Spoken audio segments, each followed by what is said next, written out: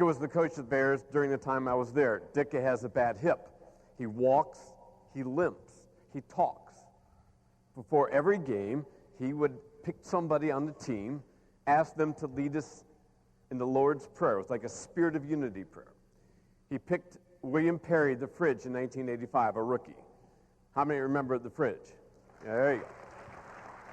Great sense of humor. Dick is walking, sees William, and he looks at him and goes, William, you be the man, you lead us in the Lord's Prayer when I'm done talking. And I'm sitting in the back of the room, and Jim McMahon is our quarterback. And Jim was a very unique guy, too. And so he leans over to me, and he whispers in my ear, he goes, John.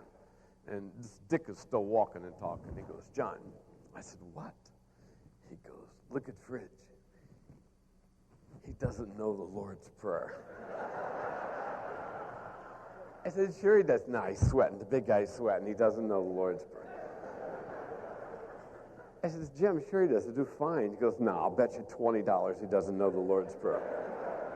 I said, you want to bet $20? You want to bet on the Lord's Prayer? Yeah, I do. I said, nobody's ever bet on the Lord's Prayer. He goes, no, let's do it. Let's do it. I don't think he knows it. I just to keep him quiet, I said, all right, you're on. And so we're betting on the Lord's Prayer, which is like unheard of. And Dick gets done talking. He looks at William. He goes, William, you're the man. Lead us in the Lord's Prayer. And everybody bows, gets real quiet. And William Perry prayed this prayer. Now I lay me down to sleep. Now, William knew the Lord's Prayer. The place burst into laughter. William just got up in front of all of us, hitched up his pants, gave us a big wink, big smile, left the room.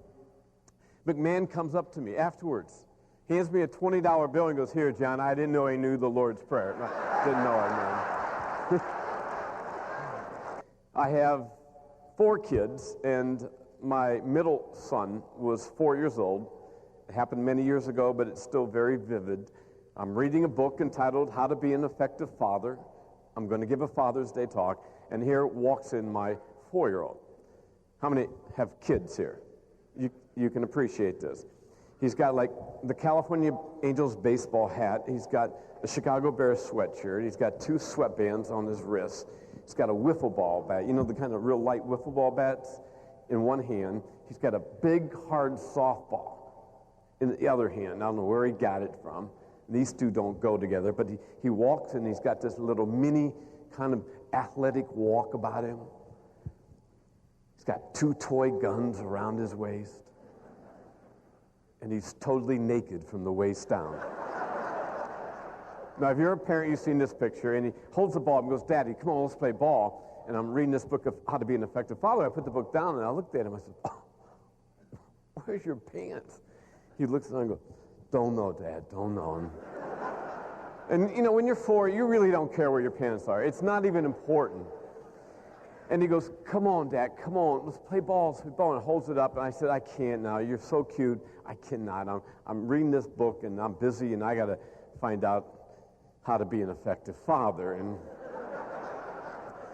And I haven't even realized the irony of what I've just said. Didn't even hit me. And so I put the book in front of my face, and this little guy, this little 4-year-old guy, he's like about 10 feet away. He takes this big, hard softball, and he just winds up, and he just lets it go. It ricochets off this Effective Father book, and it drills me dead center, like right between the eyes. My head goes back. I'm shocked.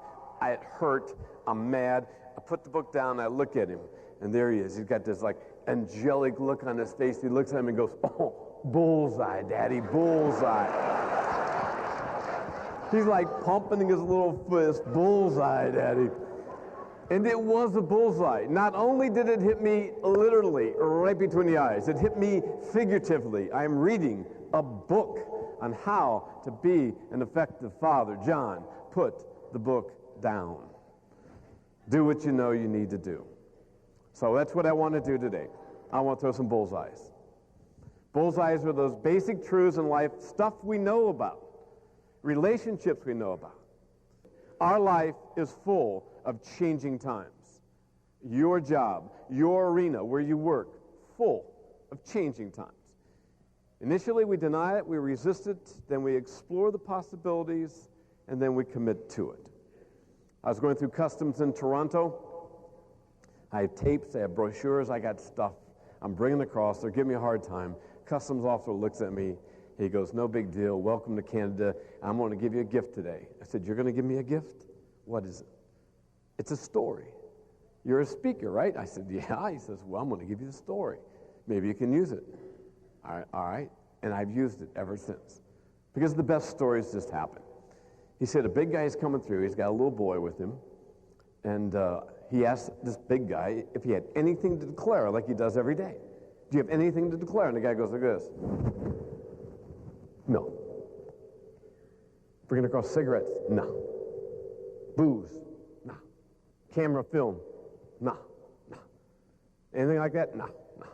Customs officer said at that point, the little boy looked at him and said, but he's getting warmer, huh, Daddy?